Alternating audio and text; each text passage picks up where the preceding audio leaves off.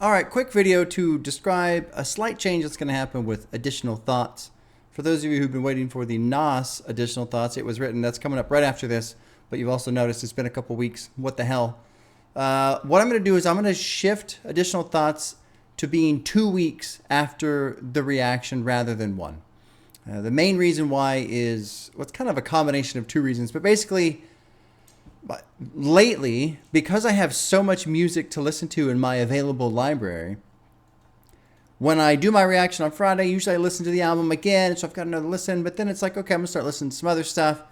And I've gotten to a point where I feel like week to week, I spend so much time trying to focus getting in enough listens on the one album that I did the reaction to, so I have something to say about it the following week, that then the next week comes along and I do the same thing with that album, and then the next week, and so on. So I'm in this like weekly cycle of where I really focus on one album at a time in terms of, additional listens for Additional Thoughts or review if it's a new one.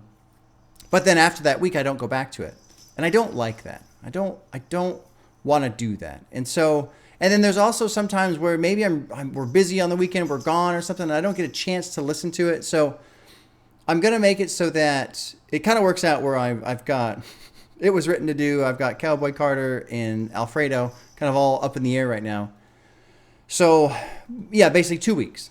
2 weeks. Now, if it's a new release and it's my review, which is, it's the same thing as Additional Thoughts, but we just call it review, right?